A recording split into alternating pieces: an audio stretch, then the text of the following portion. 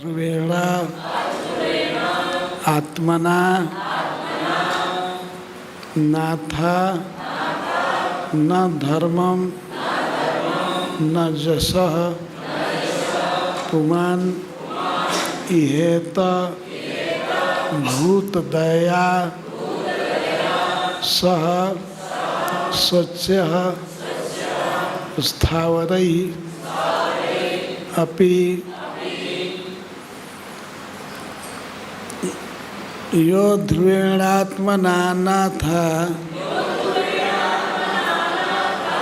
न धर्मं न यशः पुमान् इहेत भूतदया सस्वच्छ स्थावरैरपि यो ध्रुवेणात्मना नाथ न धर्मं न यशः पुमान् इहेत भूतदया सस्वच्छ स्थावरैरपि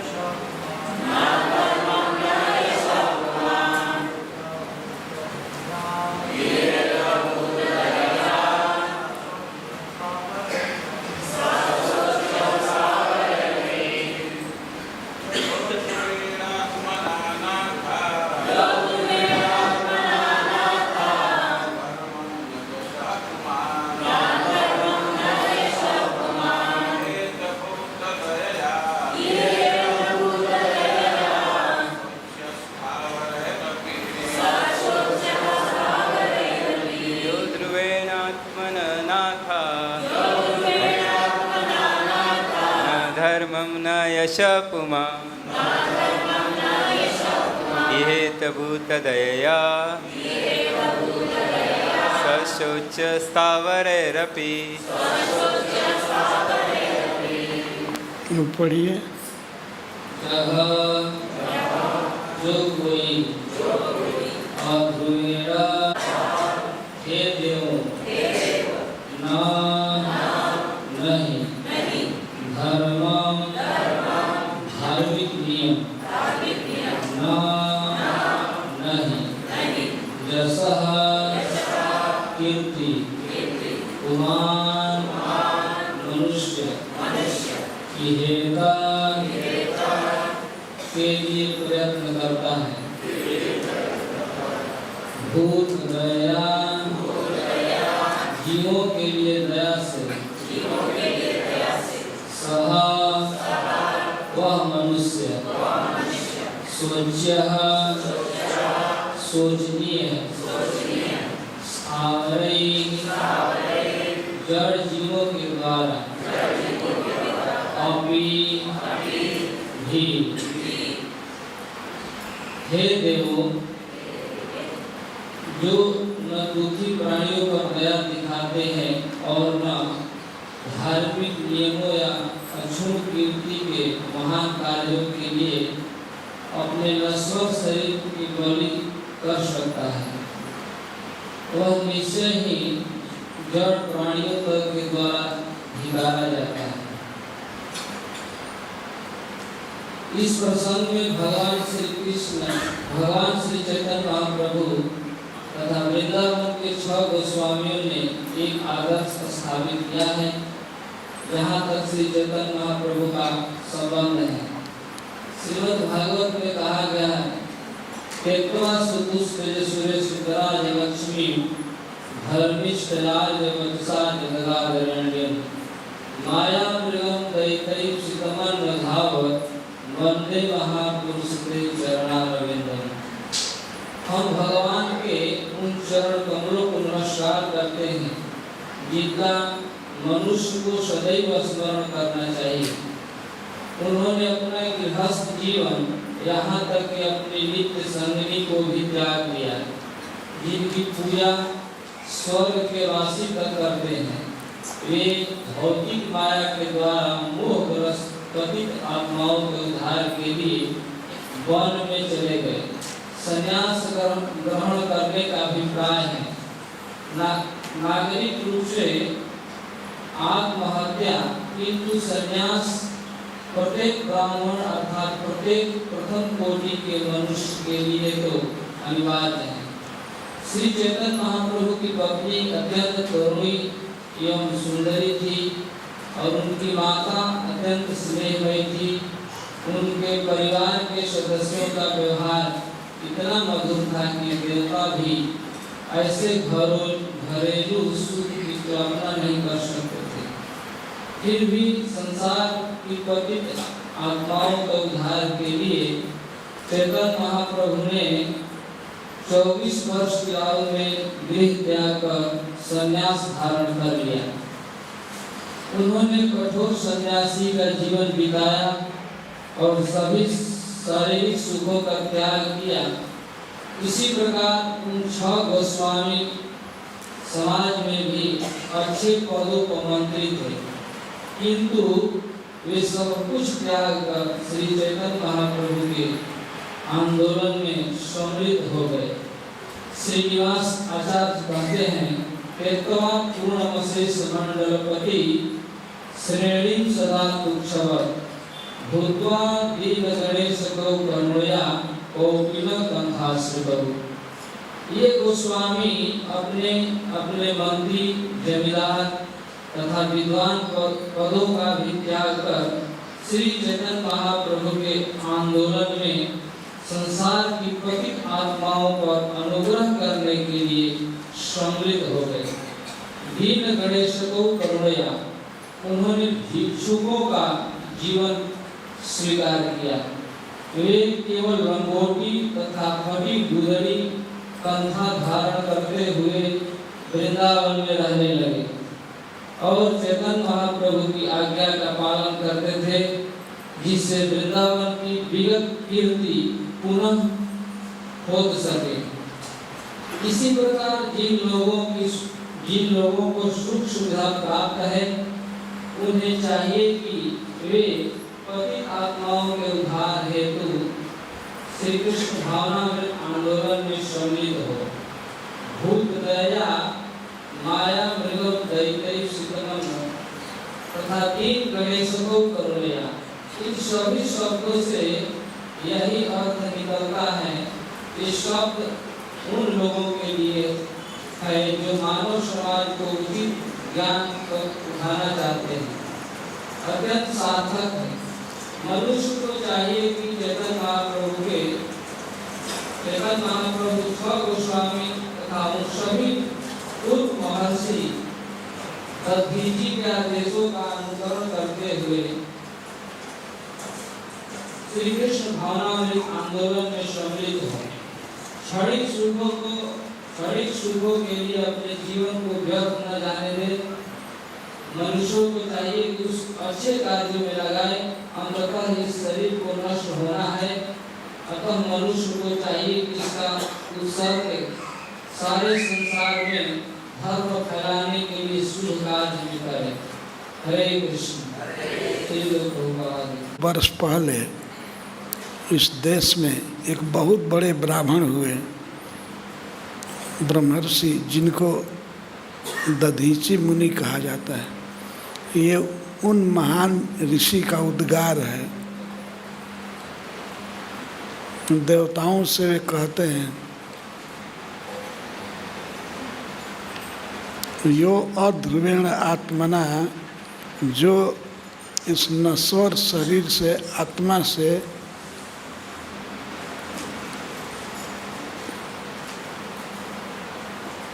न तो धर्म करता है न जस कमाता है,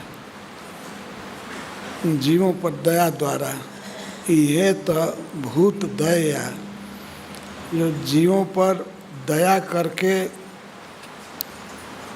कीर्ति नहीं कमाता है या धर्म का आचरण नहीं करता है, तो वह मनुष्य स्थावरों के द्वारा भी स्वच्छ है। स्थावर कहते हैं जो जीव एक ही जगह स्थित रहते हैं, जैसे वृक्ष।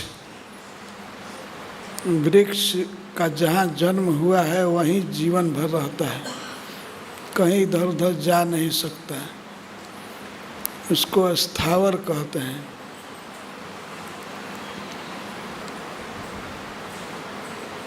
पर जो मनुष्य घूमते हैं, बोलते हैं, कई जगह जाते हैं, वे यदि धर्म का आचरण न करें और जीव पर दया करके अमर कीर्ति न कमाएं, तो वे वृक्षों के द्वारा भी शोचनीय हैं। वृक्ष भी सोच करते हैं कि हाय, इसको क्यों मनुष्य जन्म मिला, बेकार जन्म गया। ये दधीची मुनि का उद्गार है और देवताओं के प्रति, इसीलिए इसमें संबोधन है नाथा। नाथा माने हे हमारे स्वामी गण। देवलोक से आए हैं देवता लोग, तो स्वामी हैं ही, सबके मालिक हैं। तो इस शिष्टाचार का पालन करते हुए दधीची मुनि कहते हैं, हे नाथा, हे देवताओं, जो मनुष्य इस अध्रुवेण आत्मना, इस अध्रुव शरीर से जीव पर दया करके धर्म नहीं कमाता है या जस नहीं कमाता है, तो उस मनुष्य का जीवन वृक्षों के द्वारा भी सोचने लायक है, उनसे भी गर्हित है।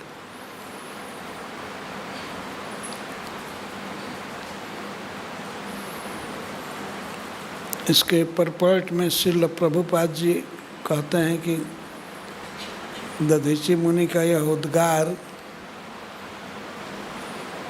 एक विशेष बात की याद दिलाता है, भगवान चैतन्य महाप्रभु की। भगवान चैतन्य महाप्रभु ने जीवों के सुख के लिए दया करके उनको कृष्ण भावना से जोड़ने के लिए अपने गृहस्थ जीवन का त्याग कर दिया। त्यक्त्वा सुदुस्तेज सुरेप्सित राज लक्ष्मी, भगवान का जन्म हुआ था नवद्वीप में, बहुत सुंदर नगर था और उनका परिवार पूर्ण अनुकूल था। पत्नी तो साक्षात लक्ष्मी ही थी, विष्णु प्रिया जी। परंतु विवाह के तुरंत बाद भगवान ने पत्नी का त्याग कर दिया। केवल 24 वर्ष की उम्र में उन्होंने संन्यास ले लिया।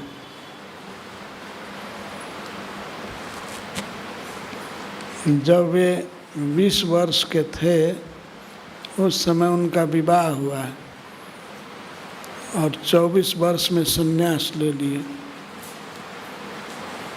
कोई परिवार में दिक्कत नहीं थी, पत्नी अनुकूल थी और अपनी माता परम स्नेहमयी थी, सची माता। सब कुछ सुख भरा था। सारा नवद्वीप पूजा करता था।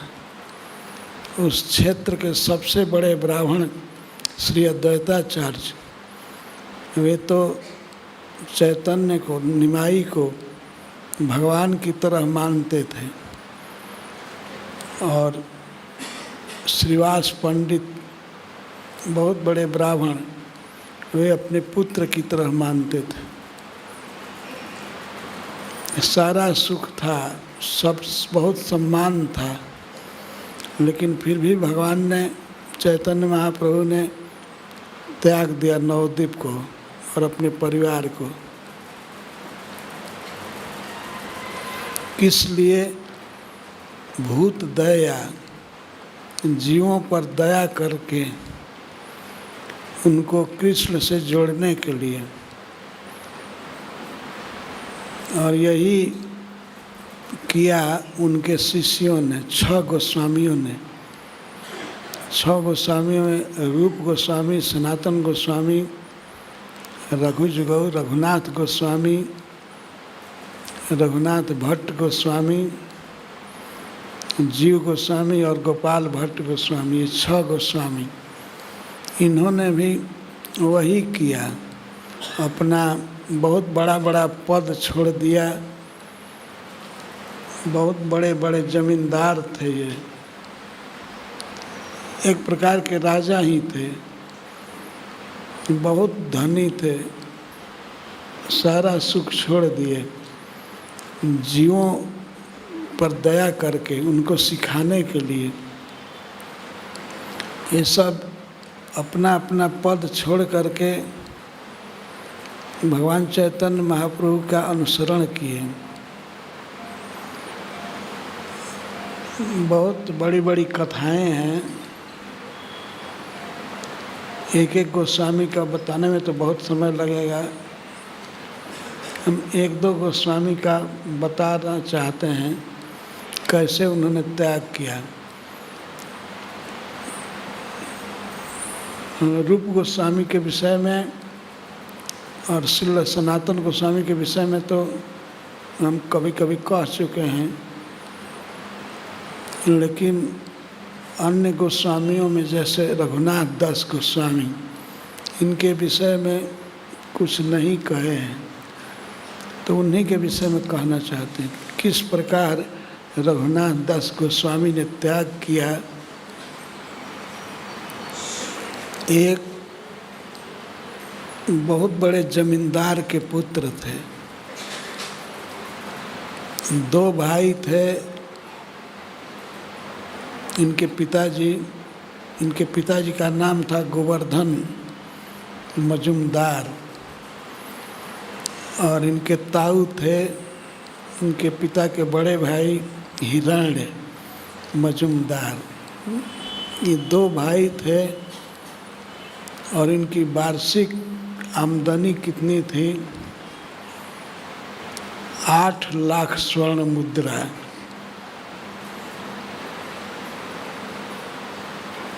8 लाख। और परिवार में कौन था? एक ही लड़का, रघुनाथ दास, रघुनाथ नाम था। छोटे भाई के पुत्र थे, हिरण्य को कोई पुत्र नहीं था, तो दोनों भाइयों के बीच में एक ही लड़का था। इतनी बड़ी संपत्ति थी। तो एक दिन अकस्मात भगवान चैतन्य महाप्रभु इनके गांव में गए, सप्तग्राम कहते हैं। तो वहाँ इन्होंने चैतन्य महाप्रभु का दर्शन किया, रघुनाथ गोस्वामी ने, और लगे आग्रह करने कि हम आपके पास रहेंगे। तो श्री चैतन्य महाप्रभु बहुत पक्का बैरागी बनाते थे। उन्होंने उपदेश किया कि नहीं, अभी घर जाओ, घर जा कर के सामान्य रूप से विषय भोग करो, मरकट बैराग मत करो।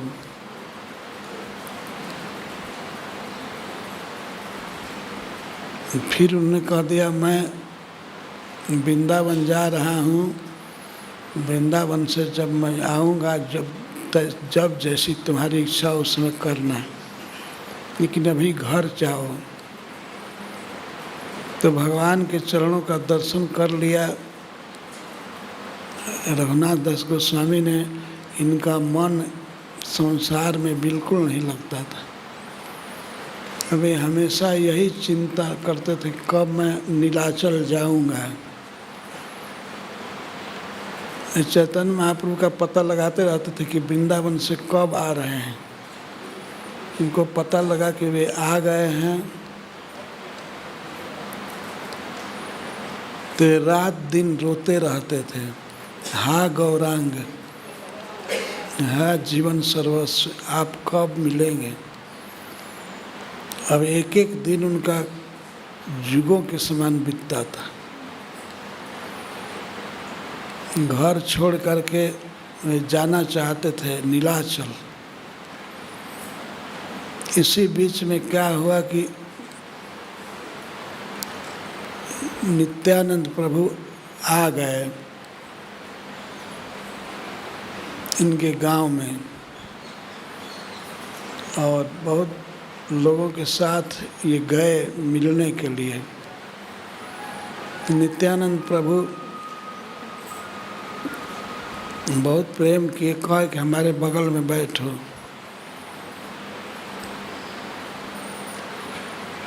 बैठे और भगवान नित्यानंद प्रभु ने आज्ञा दिया,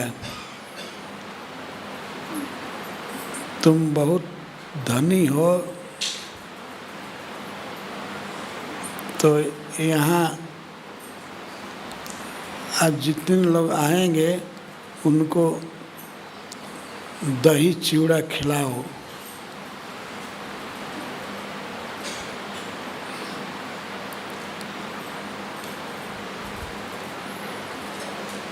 तो श्री नित्यानंद प्रभु पानीहाटी गांव में थे।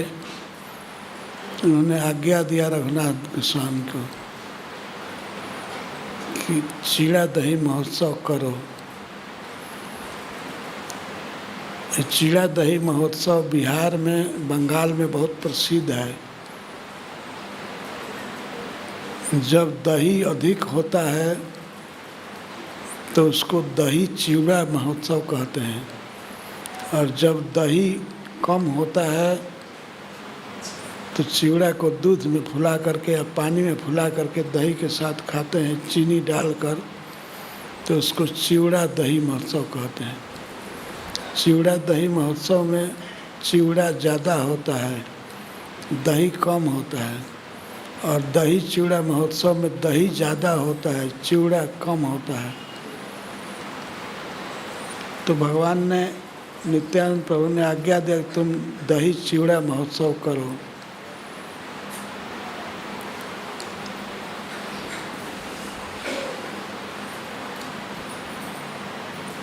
तो रघुनाथ गोस्वामी आज्ञा दिए बहुत से सेवकों को। वो तो बहुत बड़े जमींदार के पुत्र थे। वो लोग जुटाए सैकड़ों गाड़ियों पर कई मन चिवड़ा इकट्ठा हो गया और सैकड़ों घड़ों में दही आया, भिन्न भिन्न लोग लाए। वहाँ बहुत बड़ा समाज जुट गया, हजारों लोग जुट गए। तो सबके लिए दो दो कुल्हड़ बड़ा बड़ा बर्तन मिट्टी का जिसमें दही रखा जाता था और चूड़ा परोसा गया। सबको 50 लोग परोस रहे थे। बहुत बड़ा फेस्टिवल हुआ।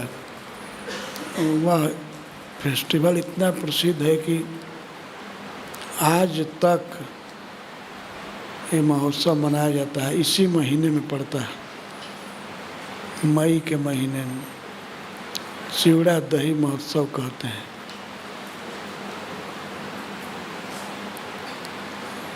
इस्कॉन में भी यह बहुत प्रसिद्ध है।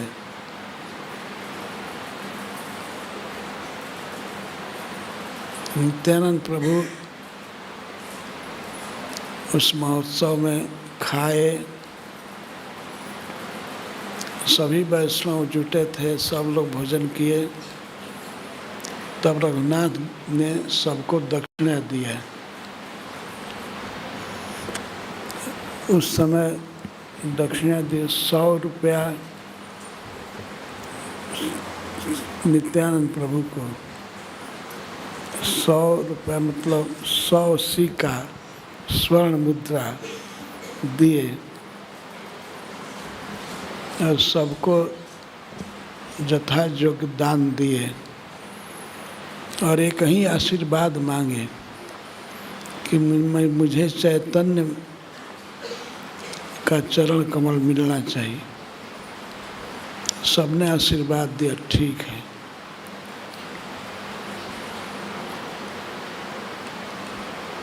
शाम हो गई तो राघव पंडित वहीं के पानीहाटी के ही थे।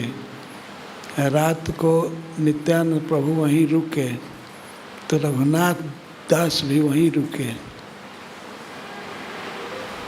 यद्यपि उनके साथ सैकड़ों लोग आए थे उनकी निगरानी रखने के लिए। सबको लगाया था गोवर्धन मजुमदार ने कि कहीं ये लड़का भाग न जाए। वे हमेशा भागने की चेष्टा करते थे, नीलाचल जाने की।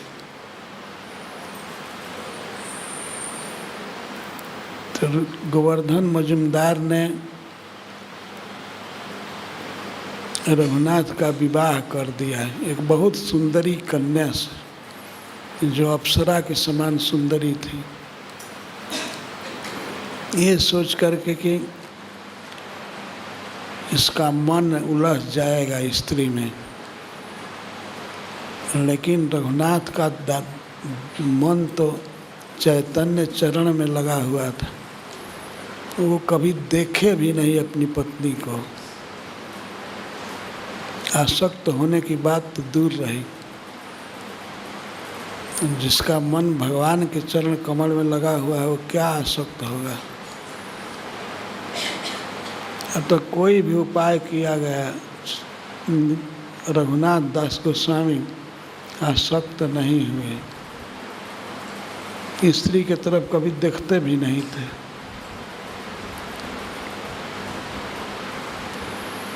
प्रतिदिन रघुनाथ अपने घर से भागना चाहते थे, पर गोवर्धन मजुमदार ने लगा दिया था आदमी बहुत सा, देखते रहना। 24 घंटे उन पर पहरा बैठ गया, कहीं जा नहीं सकते थे। सबकी ड्यूटी थी कि तुम इतने से इतने समय तक देखा करो। अब उनका विरह और बढ़ गया। भगवान चैतन्य को देखने के लिए वे अधीर हो गए, रोने लगे। बकते थे बीच बीच में, हा गौरांग, हा प्राणनाथ, हा प्रियतम, मुझे कब इस संसार से मुक्त करेंगे, कब अपने चरणों के पास बुलाएंगे। इस तरह से विलाप करते थे। इस विलाप को सुन करके उनकी माता जी ऐसा समझे कि मेरा बेटा पागल हो गया है। वे अपने पति देव से कहती हैं,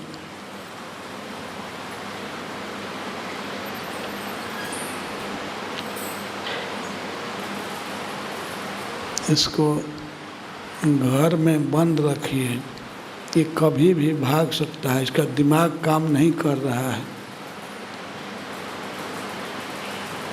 तो पतिदेव ने समझाया कि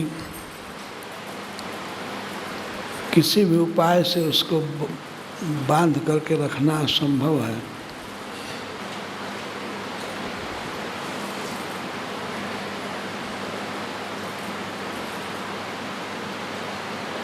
वह बेचारी और दुखी हो गई।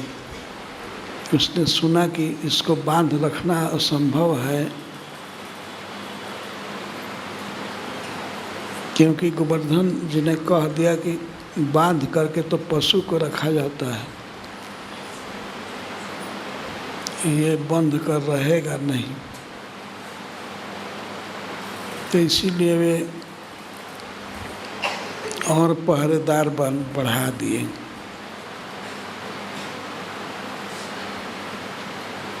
ये सब देखते रहते थे।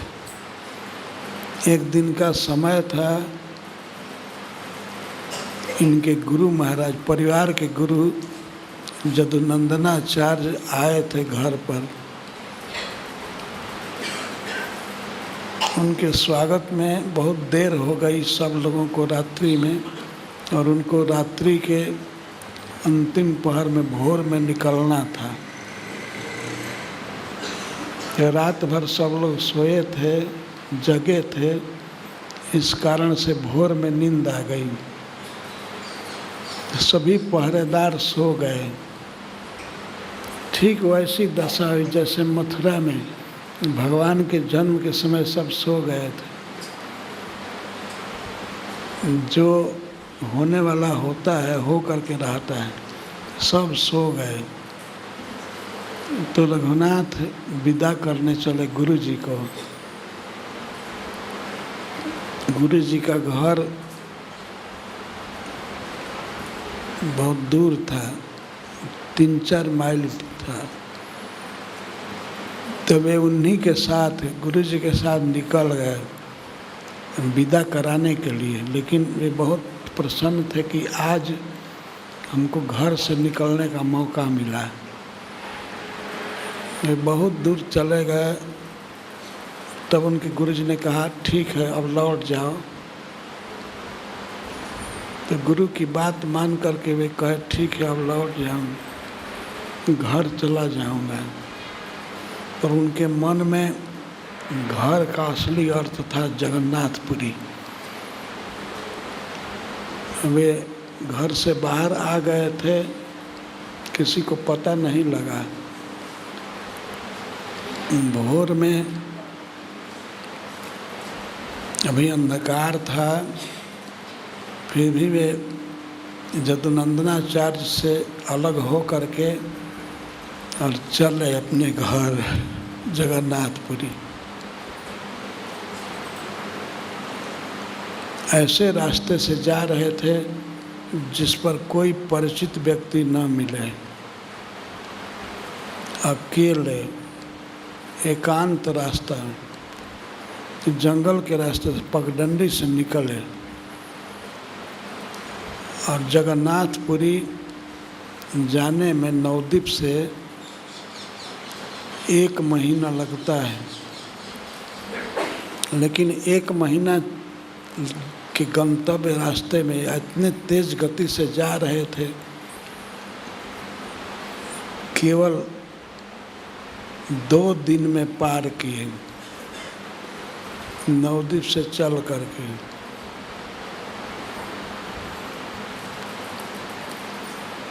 ये रास्ता भक्तों को मालूम है। जैसे सबसे पहले इस समय नवद्वीप से आएंगे कलकत्ता से फिर खड़गपुर के बाद मिदनापुर एक शहर पड़ता है। उसके बाद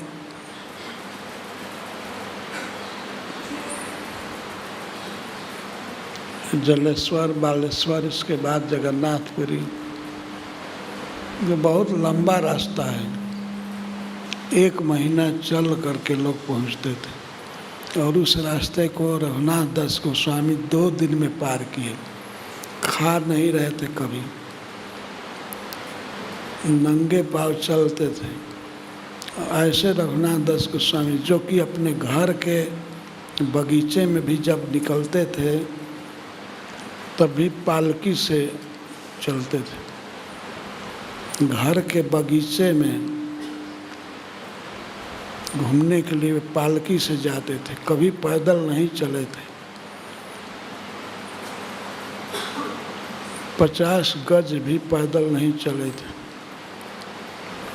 वे रघुनाथ दास गोस्वामी भगवान चैतन्य को देखने के लिए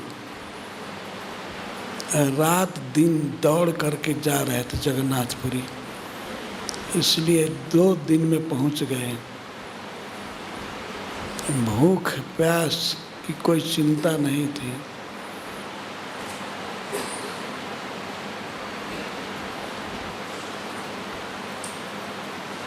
दिन बीतने पर, दिन पूरा होने पर शाम को वे रुकते थे रास्ते में। 2 दिन तो रुके, किसी ने दूध पिला दिया, बस वही पी करके रह गए थोड़ा सा,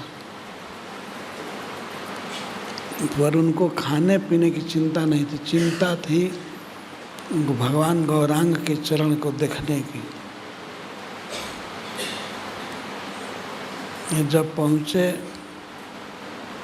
जगन्नाथपुरी तो उस समय भगवान चैतन्य महाप्रभु अपने कुछ साथियों के साथ कृष्ण कथा कर रहे थे।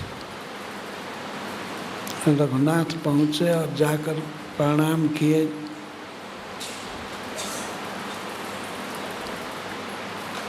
तो भगवान चैतन्य महाप्रभु के साथी दामोदर पंडित ने बताया, स्वरूप दामोदर जी ने कहा, ये गोवर्धन मजुमदार के पुत्र हैं। तो भगवान चैतन्य तो जानते थे, सर्वज्ञ हैं, वे तुरंत कहे, रघुनाथ तुमको कारागृह से मुक्ति कैसे मिल गई?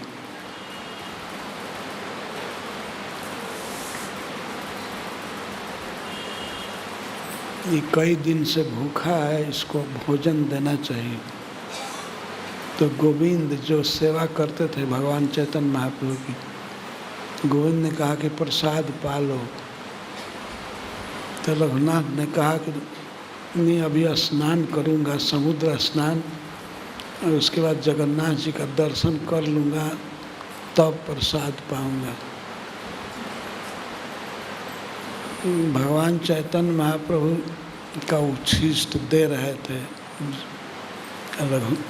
गोविंद, लेकिन ये स्नान करने गए समुद्र में, फिर दर्शन किए, दर्शन करके आए, तब थोड़ा सा प्रसाद दिए।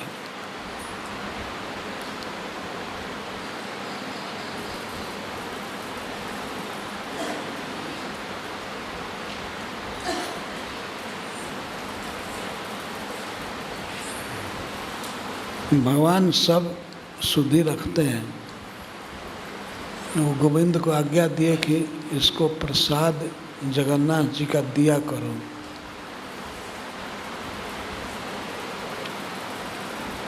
और यह बहुत कष्ट सह करके आया है, इस पर ध्यान रखो। लेकिन रघुनाथ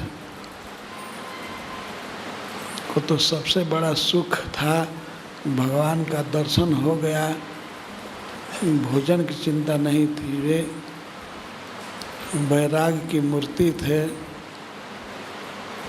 उन्होंने सोचा कि जब घर छोड़े हैं तब भीख मांग करके खाना चाहिए, भिक्षु बन करके। तब वे सिंह द्वार के पास रहते थे, वहीं पर भिक्षा मांगते थे।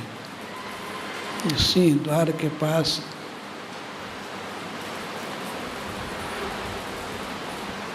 कुछ लोग प्रसाद खरीद करके रखते हैं, भिक्षुकों को दिया करते हैं।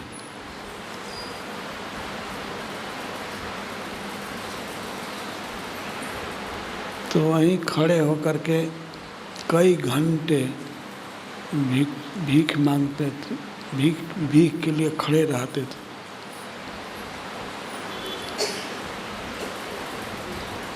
वही रघुनाथ दास गोस्वामी, जो जिनकी सेवा के लिए सैकड़ों नौकर थे, भोजन परोसते थे, वही रघुनाथ अब भिक्षा के लिए लाइन में खड़े हैं। 5 दिन बीत गया, तो एक दिन चैतन्य महाप्रभु ने गोविंद से पूछा कि रघुनाथ दिखाई नहीं देता है, कहाँ खाता है?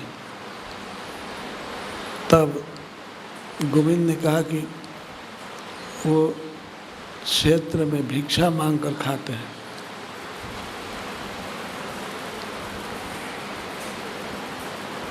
तो भगवान चैतन्य ने कह दिया, ये भिक्षा मांग करके खाना ठीक है, लेकिन ये वेश्या का आचार है। आशा रहती है कि कोई आया तो वो देगा, वो देगा, वो देगा। इसको सुन लिया रघुनाथ ने, तो फिर वे भिक्षा मांगना भी छोड़ दिए।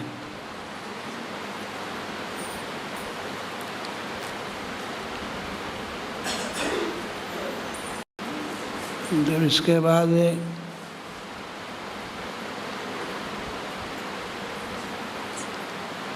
आनंद बाजार में जो अन्न बच जाता है,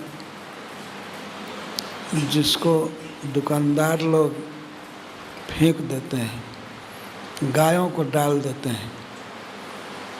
गायें भी जब नहीं खाती हैं तब वो अन्न सड़ करके नाली में बहता है।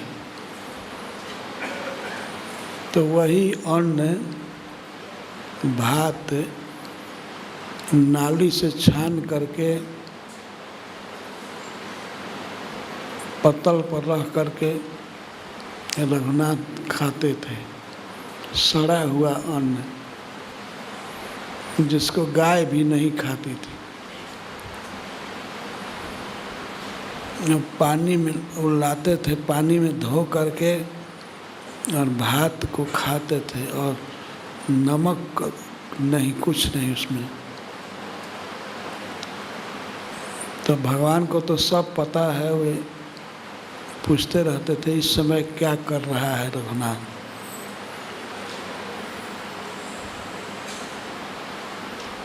तो स्वरूप दामोदर जी ने बताया वो बहुत त्याग से रहता है। एक दिन चैतन्य महाप्रभु देख रहे थे कि रघुनाथ नाली से भात छान करके और फिर पानी में धो करके उसी भात को खा रहे थे। चैतन्य महाप्रभु ने देखा, पीछे से गए धीरे से और झपट करके वो पत्तल पर से भात उठा लिए। फिर रघुनाथ ने कहा, प्रभु ऐसा मत कीजिए, ये आपके योग्य नहीं है।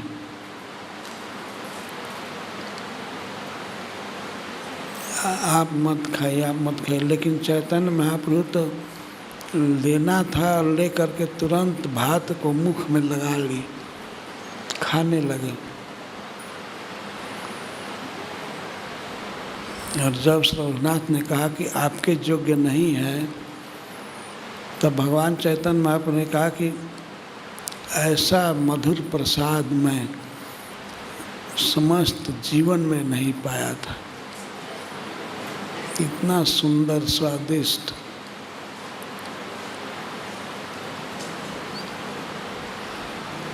स्वरूप दामोदर जी को कहने लगे चैतन्य महाप्रभु, देखिए यह रोज रोज इतना सुंदर प्रसाद खाता है और हमको निमंत्रण नहीं दिया है।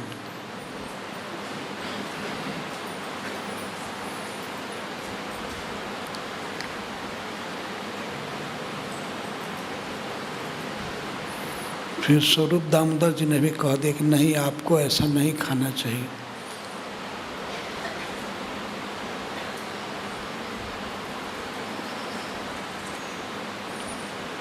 यह केवल इसी के योग्य है, रघुनाथ के योग्य।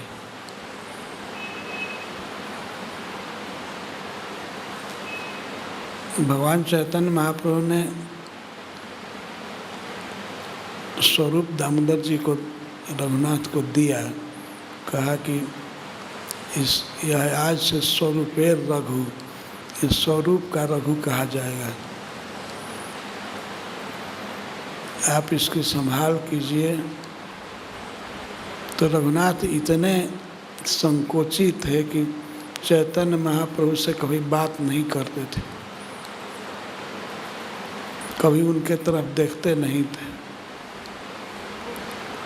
सिर नीचा रखते थे बात करते समय। तो एक दिन चैतन्य महाप्रभु ने कहा स्वरूप दामोदर जी से कि आपका शिष्य हमसे बात भी नहीं करता है, आपसे तो जरूर करता होगा। तो स्वरूप दामोदर जी ने कहा कि हाँ, हमसे तो बात करता है। ये यही कहता है कि चैतन्य महाप्रभु हमारा घर छुड़ा दिए, तो अब हमारा क्या कर्तव्य है वो भी बतावें। तब डायरेक्ट चैतन्य महाप्रभु बोलने लगे रघुनाथ से कि रघुनाथ, मैं जो जानता हूँ इन्हीं की कृपा से जानता हूँ, स्वरूप दामोदर जी की कृपा से। ये बहुत बड़े विद्वान हैं, ये जो कुछ कहेंगे वही परम प्रमाण होगा।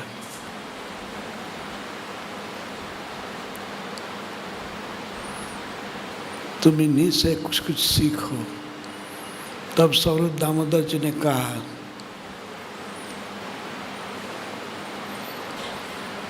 देखो कभी अच्छा मत खाना, वो अच्छा कहाँ खाते थे, और कभी सांसारिक चर्चा मत करना, किसी की निंदा मत सुनना, किसी के गुण दोष को मत कहना, अच्छा खाना नहीं, अच्छा पहनना नहीं, लोक चर्चा मत करना, सब समय कृष्ण का नाम जपना।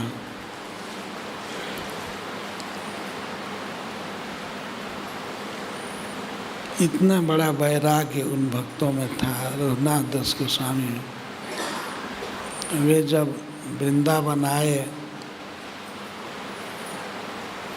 राधा कुंड पर रहते थे, तो 24 घंटे में एक बार थोड़ा सा छाछ पीते थे।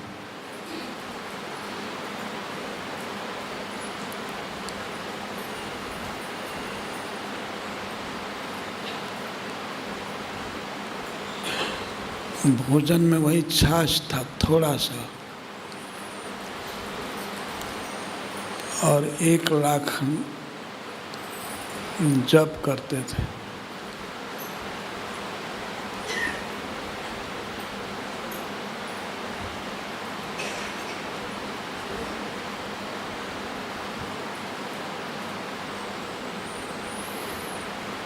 और वहीं राधा कुंड से ही स्मरण करके कि द्वारका में इतने वैष्णव हैं, इनको प्रणाम, साष्टांग प्रणाम करते थे। वृंदावन में रहने वाले भक्तों को साष्टांग, नवद्वीप में रहने वाले, जगन्नाथपुरी में रहने वाले समस्त वैष्णवों को मन ही मन याद करके और दंडवत प्रणाम करते थे। भोजन कितना कम, छाछ पीना और दंडवत प्रणाम।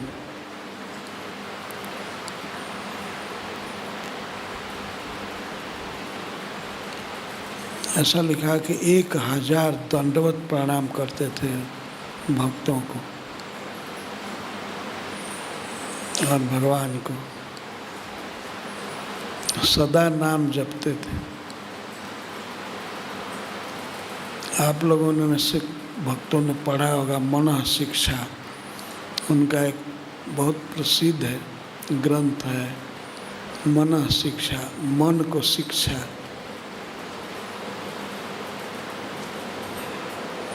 बहुत उत्कृष्ट ग्रंथ है।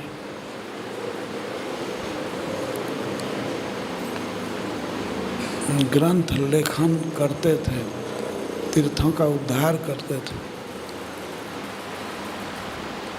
और दिन रात कृष्ण का नाम जपते थे।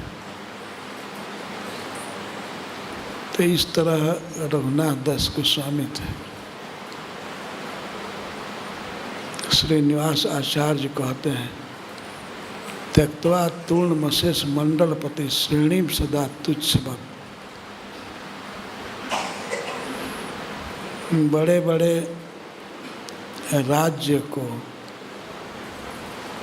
मंडलपति श्रेणी को तुच्छ समझ करके छोड़ दिए और भूतवा दीन गणेश कहू, और दीनों में अतिशय दीन बन करके, दीनों का राजा बन करके रहते थे। दीनों का राजा, यह ऐसा पद है कि किसी भी भक्त के लिए सुलभ है। दीन बनने में क्या दिक्कत है? न पैसा कमाना है और न कपड़ा अच्छा जुटाना है और न तो संन्यास लेना है, दीन बनना है। दीन गणेश को, दीन जनों में सबसे श्रेष्ठ।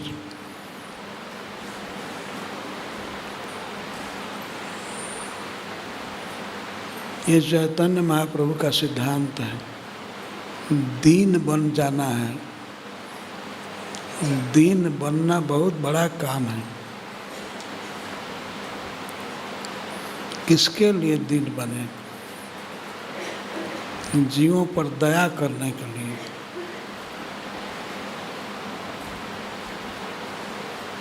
जीवों पर दया करने के लिए रूप ने अपना पद छोड़ा, सनातन ने पद छोड़ा, रघुनाथ दास गोस्वामी ने धन छोड़ा, छोड़ करके ये जीवों का उपकार कर सके। श्रील प्रभुपाद जी कहते हैं कि यही करना है। इन गोस्वामियों से पहले श्रील दधीची मुनि कहते हैं, अध्रुवेण आत्मना, यह शरीर अध्रुव है, आज है कल नहीं रहेगा। अध्रुव है, अनित्य है। इस अनित्य देह से जीवों पर दया करना चाहिए और धर्म करना चाहिए। धर्म का अर्थ है अपना कर्तव्य। हमारा सब समय सभी देश में क्या कर्तव्य है? कर्तव्य है भगवान में भक्ति उत्पन्न कर लेना।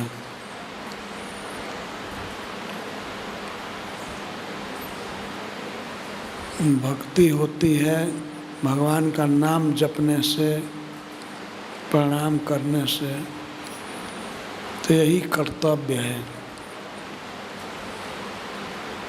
तो जो व्यक्ति अपने कर्तव्य को नहीं कर पाता है, भक्ति नहीं कर पाता है और जीवों पर दया करके अमर जस नहीं कमा लेता है, उस व्यक्ति पर वृक्ष भी सोच करते हैं।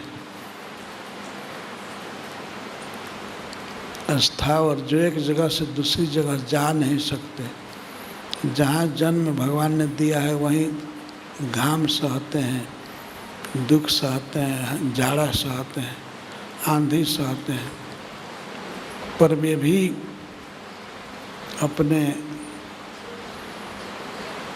अंगों से दूसरे का उपकार करते हैं। स्वयं भगवान कृष्ण कहते हैं, एक बार जमुना के तट पर गाय चराते हुए गए, बहुत दूर निकल गए। गर्मी का महीना था, धूप काफ़ी थी। जमुना के किनारे भगवान चल रहे थे अपने सखाओं के साथ, 10 मित्रों के साथ।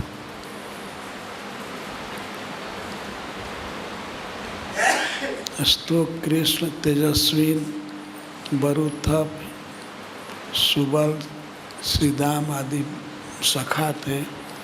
इनको दिखा करके भगवान कहने लगे, देखो मित्रों, ये महाभाग्यवान है वृक्षगण, कितना उपकारी हैं। स्वयं घाम सहते हैं, सह रहे हैं, सहंतो वारयन्ति न, और हम लोगों का घाम से निवारण करते हैं, रक्षा करते हैं। घाम से, हिम से, वर्षा से, आंधी से हम लोगों की रक्षा करते हैं। देखो, इनके जीवन का एक एक अंग दूसरे के लिए काम आता है। भगवान ने गिनाया है, मूल बलकलदार भी, इनका मूल, इनका बलकल, बोकला, इनका पत्ता, इनकी छाया, सब दूसरे जीवों के काम में आते हैं। देखो कितने बड़े उपकारी हैं, उपकार कर रहे हैं। वृक्ष पर पक्षी अपने आप बैठते हैं, उनके घर का काम करते हैं।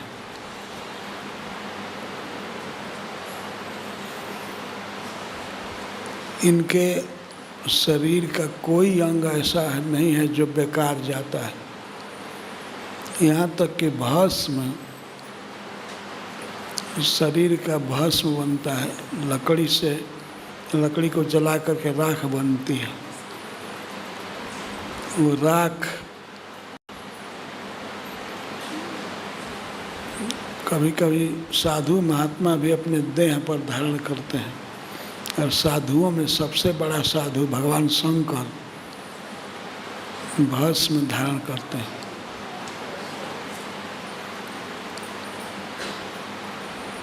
और उस भस्म से हम लोग बर्तन मांजते हैं, धोते हैं, साफ हो जाता है। तो ऐसा इसका जीवन है कि सब काम आ रहा है।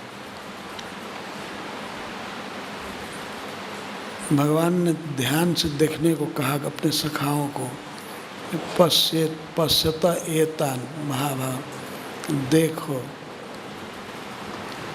ऐसा जीवन होना चाहिए। एतावत् जन्म साफल्यम देहि नाम यह देहिषु प्राणैरर्थर धिया वाचा श्रेय एवाचरत सदा। एतावत् जन्म साफल्यम, जीवन की सफलता इसी में है कि दूसरे का उपकार किया जाए।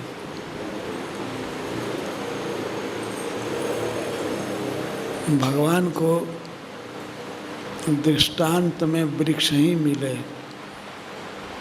वृक्ष सबसे ज़्यादा उपकारी हैं सबके। आज का समय तो विपरीत है, वृक्षों को काट रहे हैं और रोड बढ़ा रहे हैं। ये बहुत बड़ा दुर्भाग्य है मनुष्य का। ये रोड बढ़ने से, चौड़ा होने से कोई लाभ नहीं है।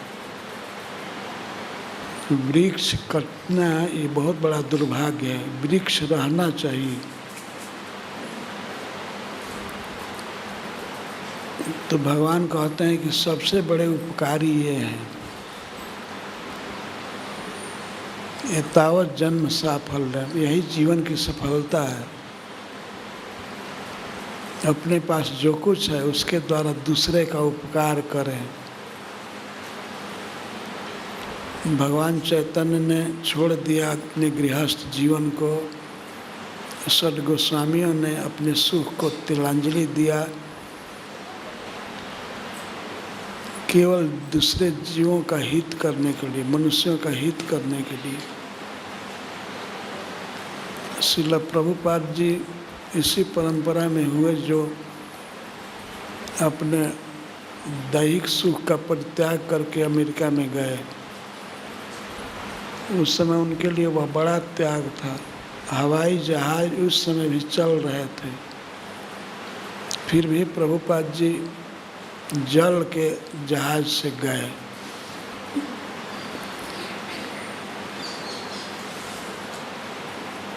बहुत कष्ट सह करके वे गए। आना हुआ तो हवाई जहाज़ से आए, लेकिन जाने में बहुत बड़ा कष्ट हुआ। 2 बार हार्ट अटैक हुआ प्रभुपाद जी को।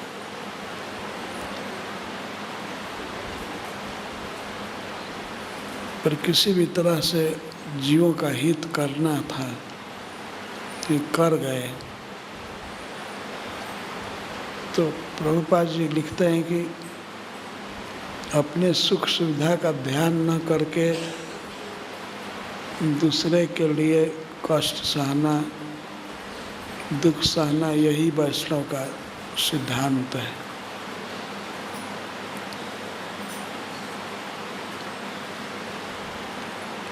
और यहाँ तक कहते हैं कि सद्गोस्वामी जन चैतन्य महाप्रभु तो ये आदर्श उपस्थित किए ही, इससे भी पहले, बहुत पहले दधीची मुनि ने यह बात कही है कि यह शरीर अध्रुव है, अनित्य है, आज है कल नहीं रहेगा। तो इस अनित्य देह द्वारा दूसरे का उपकार करना चाहिए। उपकार किया जा सकता है, भगवान के नाम का प्रचार करें, कीर्तन करें, यही सबसे बड़ा उपकार है। और तरह से जीवों का हित उतना नहीं होगा जितना भगवान की भक्ति से। तो भक्ति सिखाना ये बहुत बड़ा उपकार है।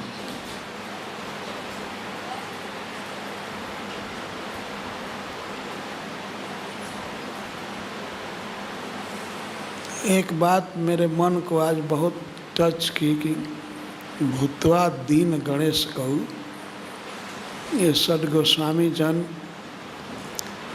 दीन गणेश कऊ हो गए, दीनों के सरदार, दीनों में सबसे, लाचारों में सबसे बड़े लाचार ये स्वयं हो गए, अपनी इच्छा से हो गए। भूतवा दीन गणेश कऊ। तो मैं इस पर विचार कर रहा था कि दीन बनने में क्या दिक्कत है। कोई साधन जुटाना नहीं है।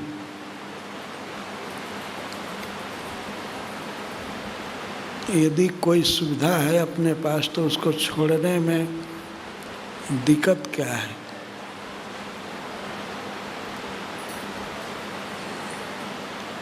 ये शरीर अंततः चला ही जाएगा।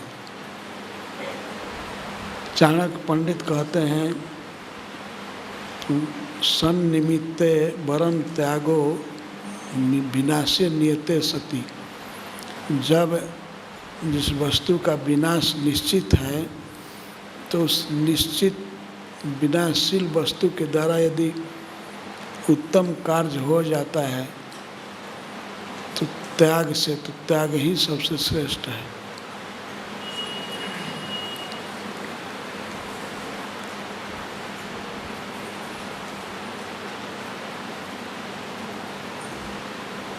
आजकल बहुत भक्त चाहते हैं हम ब्राह्मण हो जाएं, हम सन्यासी हो जाएं। क्या करोगे सन्यास लेकर के? केवल एक मान मिलेगा कि मान का संसार भूखा, दीन बनना नहीं चाहता। दीन जो भी अपनी सुविधा है उसका त्याग करना है। अरे नई नई उपाधि क्या लेनी है?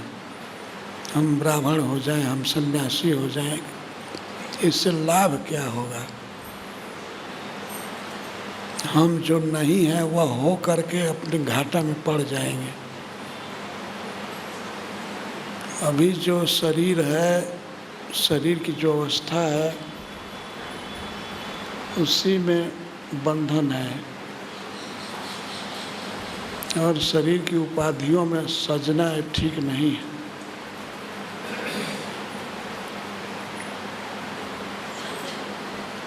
दीन बनना है। भूतवा दीन गणेश को। दीन बन करके नम्र भाव से भगवान का स्मरण करें।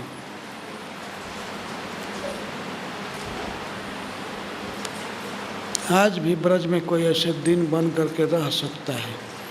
कई ऐसे महात्मा हैं जो दूसरे के घर में रहते हैं, अपना घर नहीं है, अपना कोई स्थान नहीं है, लेकिन फिर भी मधुकरी करके भिक्षा मांग करके रह जाते हैं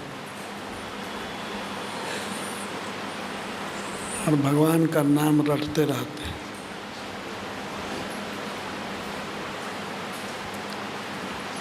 दीन बनने से लाभ होता है कि कोई तिरस्कार कर नहीं सकता है। दीन का तिरस्कार क्या होगा?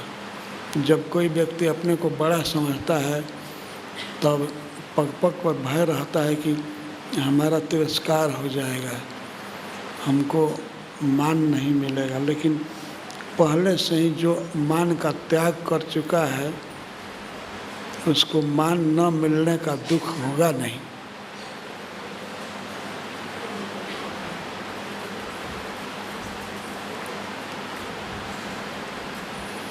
भूत्वा दीन गणेश को बहुत महत्वपूर्ण वाक्य है।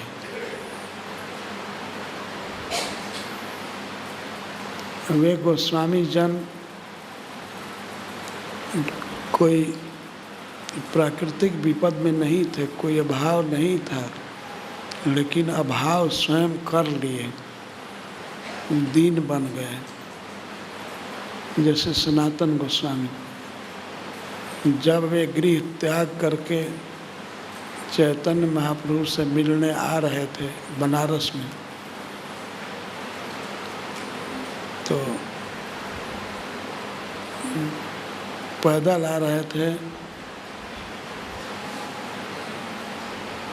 आते आते वे पटना के पास पहुँचे, नवद्वीप से आ रहे थे। पटना के पास हाजीपुर एक शहर है, तो हाजीपुर में जब वे पहुँचे तब वहाँ उनके बहनोई श्रीकांत जी मिले। श्रीकांत जी ने कुछ देख कर पहचान लिया कि ये सनातन गोस्वामी है।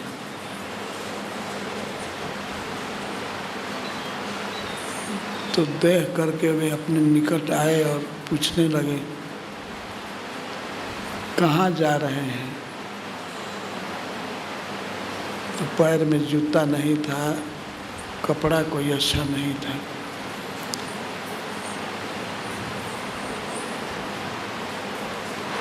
तो श्रीपाद सनातन गोस्वामी कहते हैं,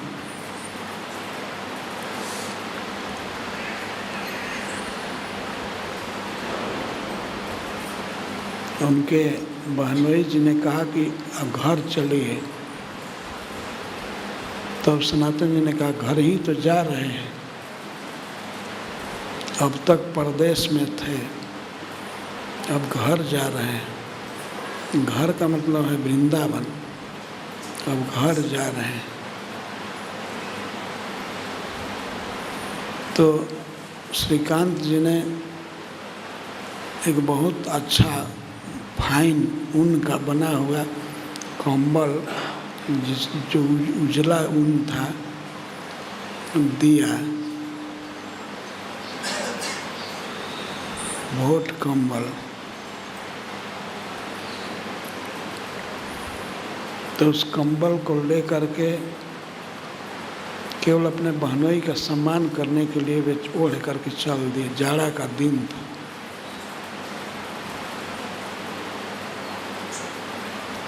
कौपीन पहने हैं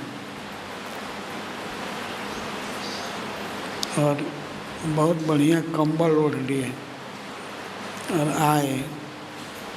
बनारस में पता लग गया कि भगवान चैतन्य महाप्रभु कहाँ हैं। वे चंद्रशेखर जी के घर पर रहते थे। चंद्रशेखर जी का घर दशाश्वमेध घाट के पास था। चैतन्य महाप्रभु वहीं रहते थे और भिक्षा करते थे तपन मिश्र के घर विश्वेश्वरगंज में।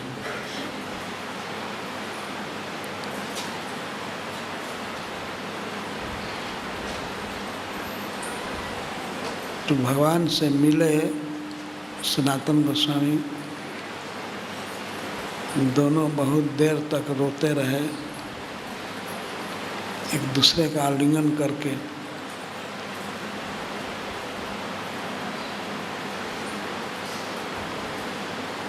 हमने सनातन गोस्वामी देख लिया, भगवान के आँख को देख रहे थे, चैतन्य महाप्रभु के आँख को, कि बार बार हमारे कंबल पर देख रहे हैं।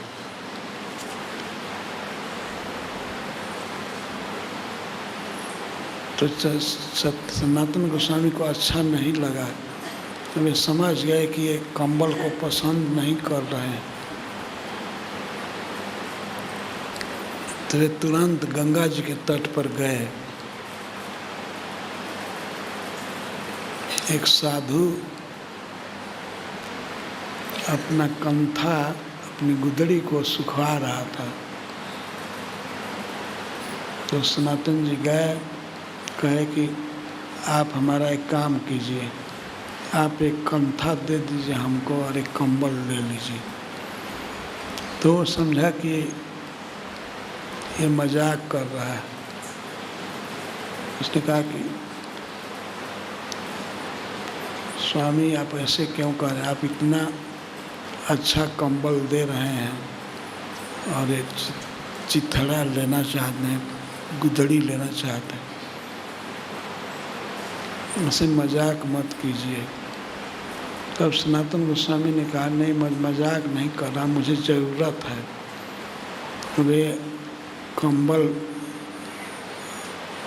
डाल दिए उन साधु पर और उनका कंथा ले लिए, कौपीन कंथा श्रित। और चैतन्य महाप्रभु के पास आए। तो चैतन्य महाप्रभु इसको देखकर बहुत खुश हुए। उन्होंने उदाहरण दिया कि सनातन, जब कोई वैद्य किसी रोगी की चिकित्सा करता है तो अच्छा वैद्य थोड़ा भी रोग बचने नहीं देता है। कृष्ण सबसे बड़े वैद्य हैं। उन्होंने देखा कि तुम राज छोड़ दिए,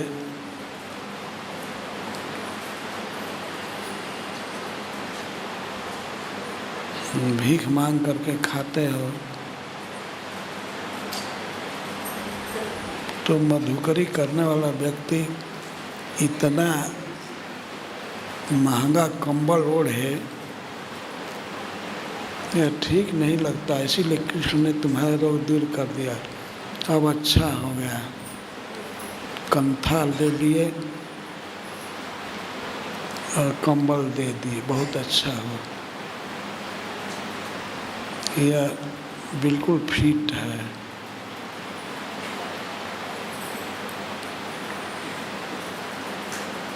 तुम ही सोचो कि इतना कंबल अच्छा ओढ़ करके जाओगे मधुकरी करने, लोग क्या कहेंगे।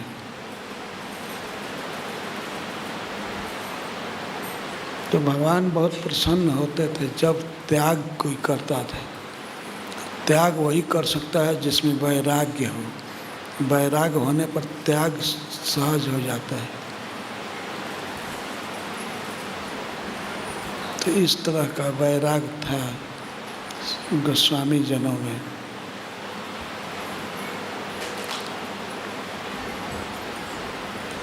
और वो त्याग स्वयं उनके द्वारा होता था। त्यक्त्वा तूर्णमशेष मंडल पते श्रेणीम सदाप्तिस्व।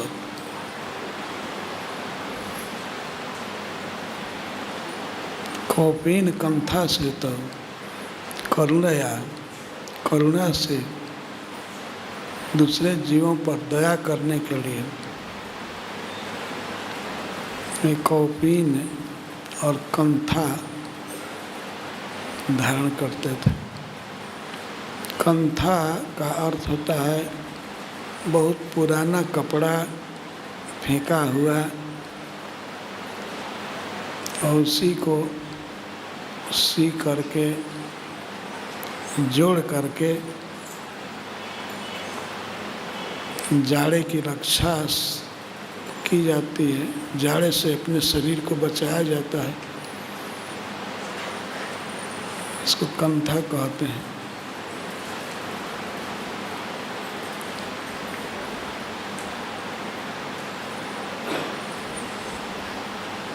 तो इस तरह से रेशमी वस्त्र पहनने वाले बड़े बड़े जमींदार, राजा, और फिर केवल पुराना कपड़ा, उसका थोड़ा सा कौपीन पहनते थे और कंथा ओढ़ते थे।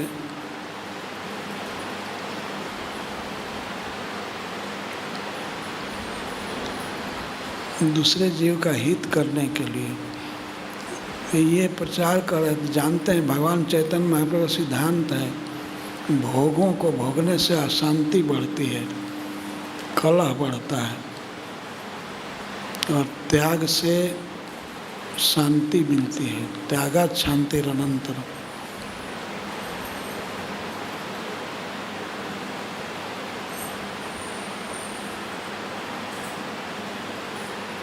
इसीलिए भूत्वा दीन गणेश को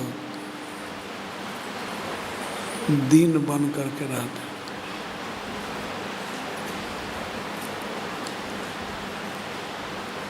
इसलिए भगवान ने जो उपदेश किया है शिक्षाष्टक में, अमानिना मान देना, मान नहीं चाहना और दूसरे को मान देना, ऐसा करने से कीर्तन सब समय हो सकता है। कीर्तनीय सदा हरि।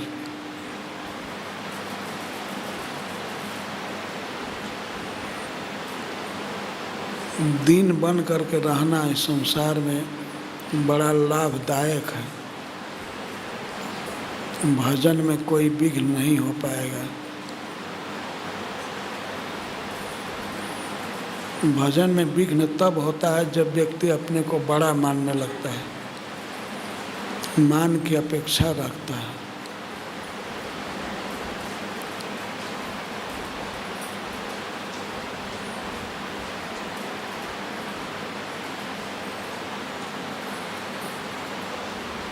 तो ये बात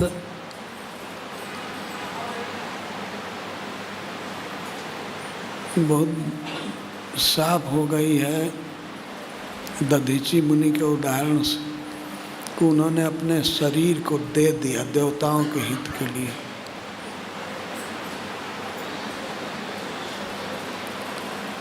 कितना बड़ा दुष्कर त्याग है, लेकिन इसको भी किया उन्होंने। शिवी दधीच हरिचंद नरेशा सह धर्म हित कोटि कलेश। बहुत से राजा ऐसे हो गए हैं और बहुत से ब्राह्मण जिन्होंने अपने देह को दे दिया दूसरे के लिए। ब्राह्मणों में दधीची मुनि का उदाहरण सबसे बड़ा है। इनके यहाँ देवता लोग भीख मांगने आए और उनको भेजा कौन? स्वयं भगवान।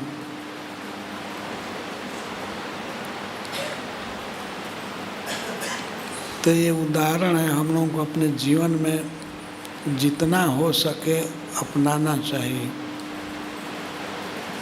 और उद्देश्य यही है कि हमारी भक्ति अक्षुण्ण रहे, भक्ति में बाधा न हो। इसके लिए ये सब जरूरी है। दीन गणेश कौ करुणया कौपीन कंथा सिक्तौ।